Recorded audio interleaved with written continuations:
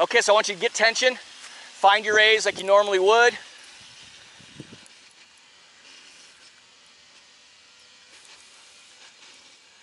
Get your 90 and open it up with the wind. Just, yep. Keep going. Okay?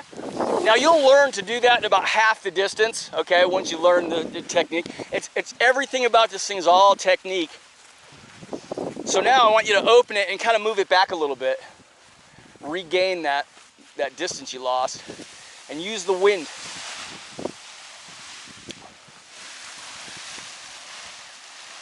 Maintain tension until the end. At the end is where you release it. You want to have that leading edge fall back. Let it fall back. Okay, just wait. Just wait. Okay, now I want you to pop it up and then walk it. Pop it up, walk it. Okay, you didn't pop it up quite enough and you overran it because that started coming out towards you, right? You need to, there's like a smooth connection with the pressure, even when you're bringing it up and walking with it, setting it down. When you see me do it, I never lose pressure, ever. I have constant connection, so try to find that. Let it pull you, but maintain tension. At the end, release. A little bit late on the release, but that was good. Let it open, let the wind open it. Let the wind open it. Okay, now keeping tension, pop it up and let it pull you, and then keep tension, release. A little bit late on the release. So give it a few seconds, let the work with it to open it. And then just give it a second. Now when you bring it up, you can pop it up pretty quick once you have air, but you don't have air now, so just wait. Now pop it up and then walk it. Walk it, now walk it. There you go, maintain, and then at the end, and you see how it's coming towards you, you're overrunning it. That leading edge was coming out towards you. That's telling you you're not staying with the tension, you're overrunning the tension, and that's why it's coming out towards you.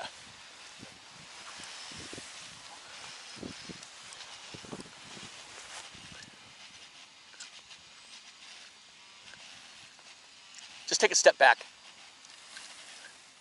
Okay, pop it up. There we go.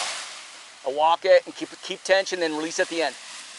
Now you see how that started coming out towards you, right? You're on the edge there, but you went a little too fast. You're not connected. And you see how your body's kind of forward like this instead of square? Yeah. You're kind of letting the wing dictate what you're doing instead of you doing it. Okay. So Taekwondo, you have your horse stance, okay? You need to stay parallel to everything and then pull it and keep control and set it down, but you can't stay in control.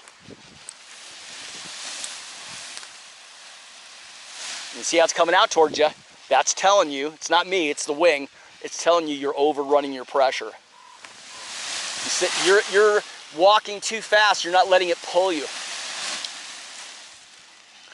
That's fine. So next time, just open it up, and next time you have your wall, we're going to go for an inflation. Now, it's going to be lighter wind, right? So you have to walk back faster, but all the mechanics are still the same. So you're going to have your 90. When you have your wall set, you're going to back up, and you just might have to back up a little faster because you don't have enough wind, and you're going to lean into that. When you feel that pressure, you can feel when it's starting to pull, lean into that pressure to bring it above your head.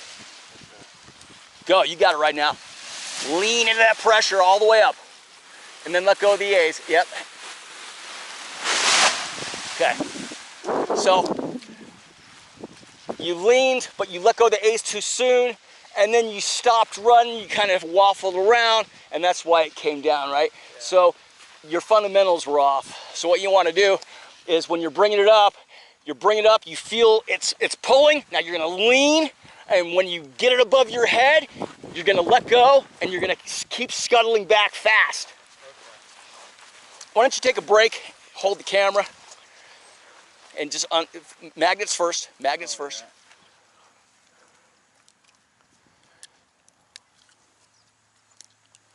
Now this is the point where I was telling you the other day, focus on what we're doing in the moment. which you're totally doing, but just continue with what you're doing. And by this process, you're gonna make leaps and bounds. And I'm telling you, man, you're right on the track.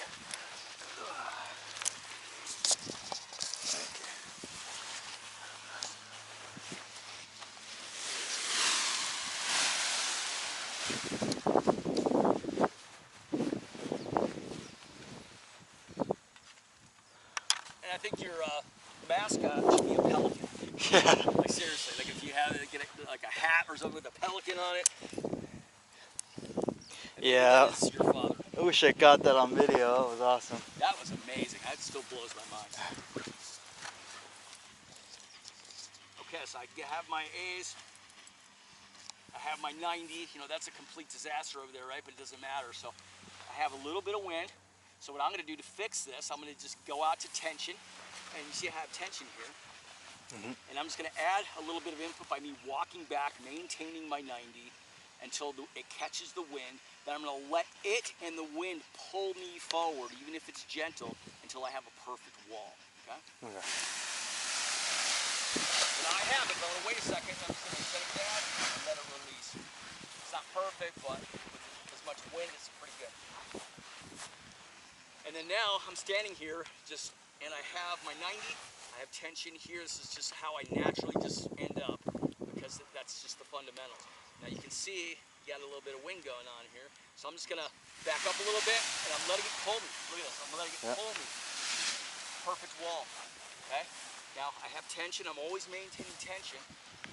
So I can back up, pop it up a little bit, and I can feel it pull and I'm letting it pull me. Now it's ounces of pressure, not so much pounds. And we have a ton of wind here, so I'm just gonna let it catch, and then I'm letting it open, so I'm kind of holding my ground until that opens up. But I'm always maintaining this 90, I'm maintaining this tension here, and that way I'm maintaining control even though the wind's kind of light. So I'm gonna open that up by adding a little bit, let it open, and then release. There we go. And I'm following it. I'm following that tension, and look at my mobility, right? I'm letting it kind of yank me over instead of holding my ground. Okay? And I can do this all the way to Phoenix.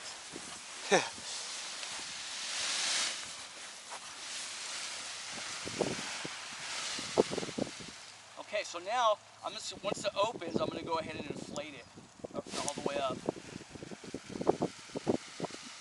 And notice I have my 90, I have my tension, everything I'm under control. And if you have this configuration and there's wind, it'll all connect. Once you have that connection of the pressure of the canopy, you never want to leave it.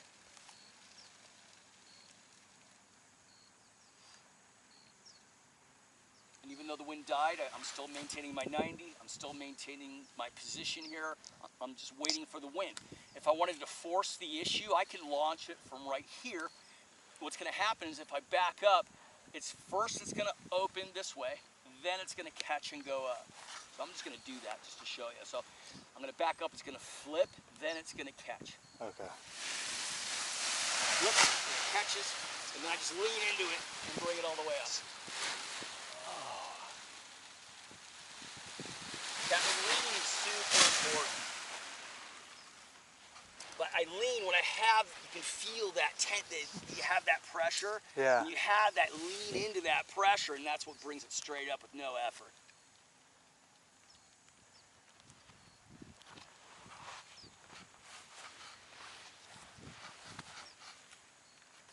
It's wanting to go. So I'm going to do the exact same thing. So I'm going to just come to tension here, and then it's rolled over. So it's going to unroll first, then it's going to take off. When I feel the tension's good, I'm going to lean and just bring it right above my head. And you'll notice I'm not going to have to run very far to do this. Most of the running is undoing this fold to get it to catch. Catches and lean. Now I'm putting brake on that high side, walking toward that low side.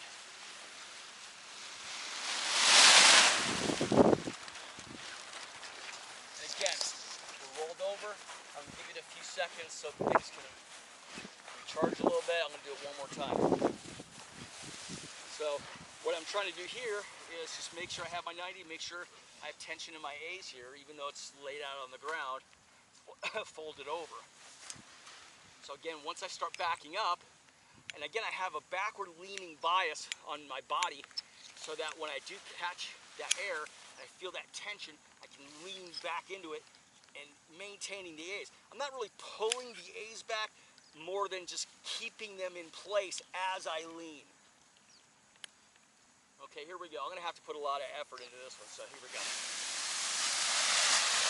Okay, and when it catches, I pull back as I lean. There we go, okay? Uh-huh. Now, if I'm trying to take off with the motor, right, I'm kind of forcing the issue here.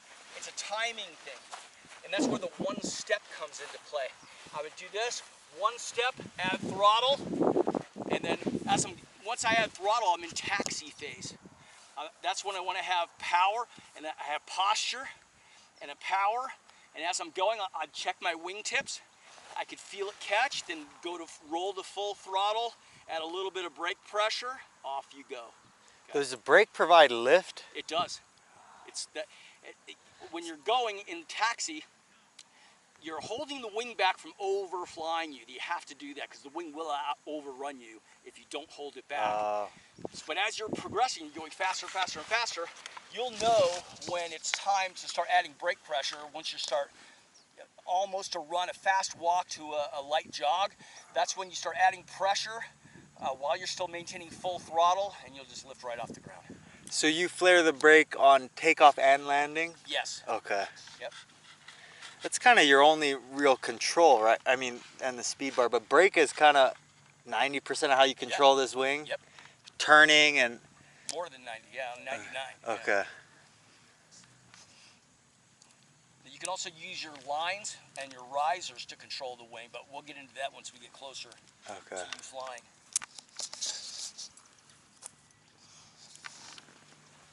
But you see what I did there? Everything I did was all about fundamentals. Yeah. Nothing new, nothing crazy, and I didn't do anything special, you know? It's just all the basic same stuff.